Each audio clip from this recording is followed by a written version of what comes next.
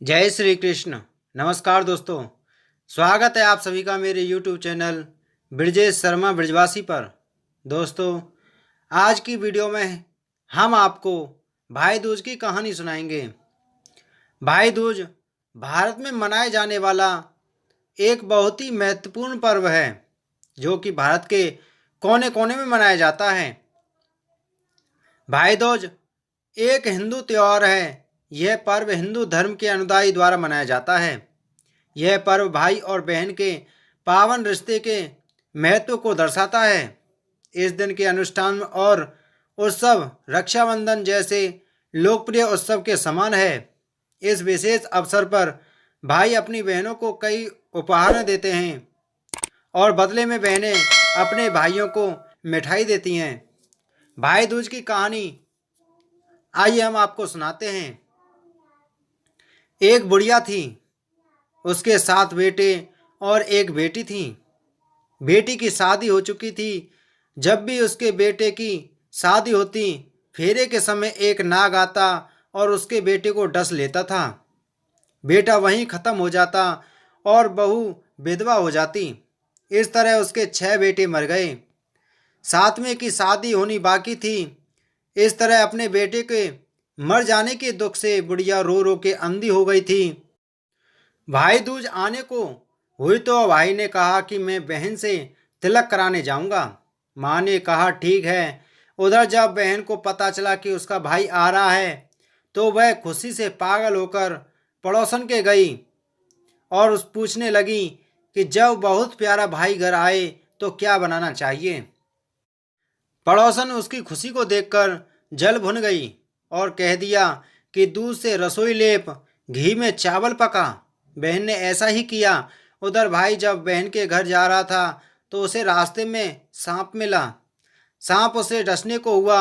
भाई बोला, तुम मुझे क्यों डस रहे हो? सांप बोला, मैं तुम्हारा काल हूँ और मुझे तुमको डसना है। भाई बोला, मेरी बहन मेरा इंतजार कर रही है। मैं जब तिलक करा के वापस लौटूंगा तब मुझे तुम डस लेना। सांप ने कहा, भला आज तक कोई अपनी मौत के लिए लौट के आया है जो तुम आओगे? भाई ने कहा, अगर तुझे यकीन नहीं है तो तू मेरे झोले में बैठ जा। जब मैं अपनी बहन से तिलक करा लूं तब तुम मुझे डस लेना। सांप ने ऐसा ही किया। भाई बहन के घर पहुंच गया। दोनों बड़े खुश हुए। भाई बोला, बहन जल्दी से खाना दे, बड़ी भूख लगी है। बहन क्या करे, ना तो दूध की रसोई सूखे ना ही घी में चावल पके। भाई ने पूछा, बहन इतनी देर क्यों लग रही है? तू क्या पका रही है? तब बहन ने बताया कि ऐसे ऐसे किया है। भाई बोला, पगली, कहीं घी में भी चावल पके हैं या दूध से कोई रसोई लीपे है? गोबर से रसोई लीप, दूध में चावल पका। बहन ने ऐसा ही किया।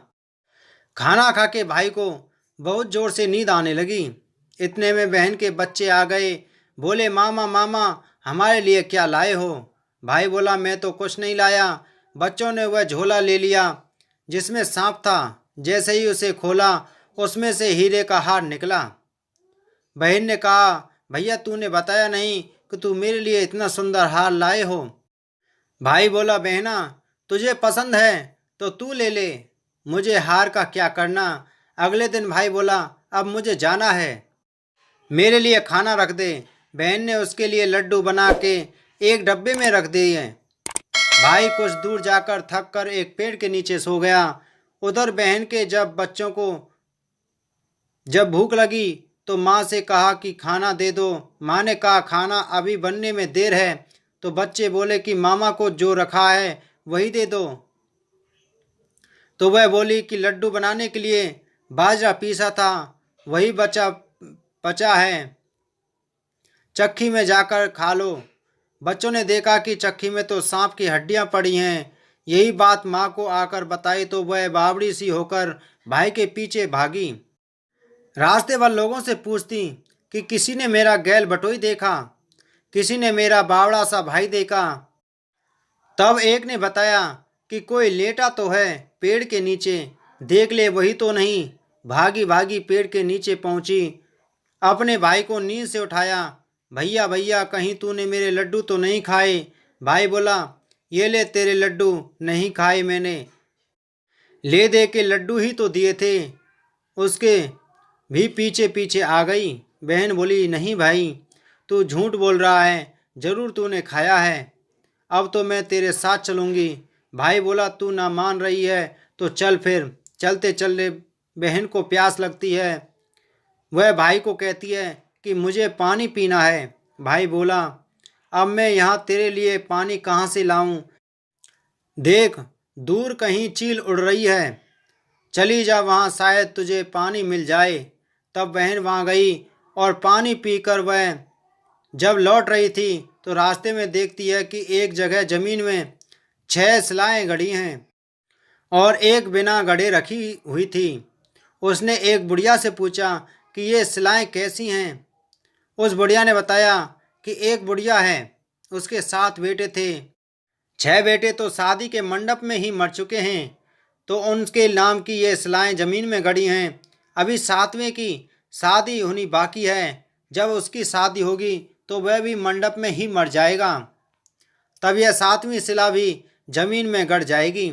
यह सुनकर बहन समझ गई ये शिलाएं किसी और की नहीं बल्कि उसके भाइयों के नाम की हैं। उसने उस बुढ़िया से अपने 7वें भाई को बचाने का उपाय पूछा।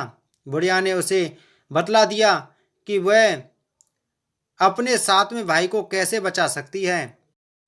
सब जानकर वह वहां से अपने बाल खुले करके पागलों की तरह अपने भाई को गालियां देती हुई चली। भाई के पास आकर बोलने लगी, तू तो जलेगा, कुटेगा, मरेगा। भाई उसके ऐसे व्यवहार को देखकर चौंक गया, पर उसे कुछ समझ नहीं आया। इसी तरह दोनों भाई बहन माँ के घर पहुंच गए। थोड़े समय के बाद भाई के लिए सगाई आने लगी। उसकी शादी तय हो गई। जब भाई को सेहरा पहनाने लगे तो वह बोली, इसको क्यों सेहरा बांधेगा? सेहरा तो मैं पहनूंगी, ये तो जलेगा मरेगा। सब लोगों ने परेशान होकर सेहरा बहन को दे दिया। बहन ने देखा उसमें कलंगी की जगह सांप का बच्चा था। बहन ने उसे निकाल के फेंक दिया। अब जब भाई घोड़ी चढ़ने लगा तो बहन फिर बोली, ये घोड़ी पर क्यों चढ़ेगा? घोड़ी पर तो मैं बैठूंगी, ये तो जलेगा मरेगा, इसकी लाश तो चील कोए खाएंगे। सब लोग बहुत परेशान। सब ने उसे घोड़ी पर ही चढ़ने दिया। अब जब बारात चलने को हुई तब बहन बोली, ये क्यों दरवाजे से निकलेगा? ये तो पीछे के रास्ते से जाएगा, दरवाजे से तो मैं निकलूंगी। जब वह दरवाजे के नीचे से जा रही थी तो दरवाजा अचानक गिरने लगा। बहन ने एक ईंट उठा करके अपनी चुनरी में रख ली। दरवाजा वहीं रुक गया। सब लोगों को बड़ा अचंभा हुआ। रास्ते में एक जगह बारात रुकी तो भाई को पीपल के पेड़ के नीचे खड़ा कर दिया। बहन कहने लगी, ये क्यों छांव में खड़ा होगा? ये तो धूप में खड़ा होगा, छांव में तो मैं खड़ी होंगी। जैसे ही वह पेड़ के नीचे खड़ी हुई, पेड़ गिरने लगा। बहन ने एक पत्ता तोड़कर अपनी चुन्नी में रख लिया। पेड़ वहीं की वहीं रुक गया। अब तो सबको विश्वास हो गया कि ये बावली कोई जादू टोना सीख कर आई है जो बार बार अपने भाई की रक्षा कर रही है। ऐसे करते करते फेरों का समय आ गया। जब दुल्हन आई तो उसने दुल्हन के कान में कहा, अब तक तो मैंने तेरे पति को बचा लिया, अब तू ही अपने पति को और साथ ही अपने मरे हुए जेठों को बचा सकती है। फेरों के समय एक नाग आया। वो जैसे ही दूल्हे को डसने को हुआ, दुल्हन ने उसे एक लोटे में भर के ऊपर से प्लेट से बंद कर दिया। थोड़ी देर बाद नागिन लहर लहर कर आई। दुल्हन से बोली, तू मेरा पति छोड़। दुल्हन बोली, पहले तू मेरा पति छोड़। नागिन ने कहा, ठीक है, मैंने तेरा पति छोड़ा। दुल्हन, ऐसे नहीं, पहले 3 बार बोल। नागिन ने 3 बार बोला। फिर बोली कि अब मेरे पति को छोड़। दुल्हन बोली, एक मेरे पति से क्या होगा? हंसने बोलने के लिए जेठ भी तो होना चाहिए। एक जेठ भी छोड़। नागिन ने जेठ के भी प्राण दे दिए। फिर दुल्हन ने कहा, एक जेठ से लड़ाई हो गई तो एक जेठ और छोड़। वो विदेश चला गया तो तीसरा जेठ भी छोड़। इस तरह एक एक करके दुल्हन ने अपने 6 जेठ जीवित करवा लिए। उधर रो रो के बुढ़िया का बुरा हाल था कि अब तो मेरा 7वां बेटा भी बाकी बेटों की तरह मर जाएगा। गांव वालों ने उसे बताया कि उसके 7 बेटा और बहुएं आ रही हैं। तो बुढ़िया बोली, अगर यह बात सच हो तो मेरी आंखों की रोशनी वापस आ जाए और मेरे सीने में से दूध की धार बहने लगे। ऐसा ही हुआ। अपने सारे बहू बेटों को देखकर वह बहुत खुश हुई। बोली, यह सब तो मेरी बावली का किया है। कहाँ है मेरी बेटी? सब बहन को ढूंढने लगी। देखा तो वह भूसे की कोठरी में सो रही थी। जब उसे पता चला कि उसका भाई सही सलामत है तो वह अपने घर को चली। उसके पीछे पीछे सारी लक्ष्मी भी जाने लगी। बुढ़िया ने कहा, बेटी पीछे मुड़ के देख, तू सारी लक्ष्मी ले जा रही तो तेरे भाई भाभी क्या खाएंगे? तब बहन ने पीछे मुड़ के देखा और कहा, जो माँ ने अपने हाथों से दिया वह मेरे साथ चल, बाद बाकी का भाई भाभी के पास रहे।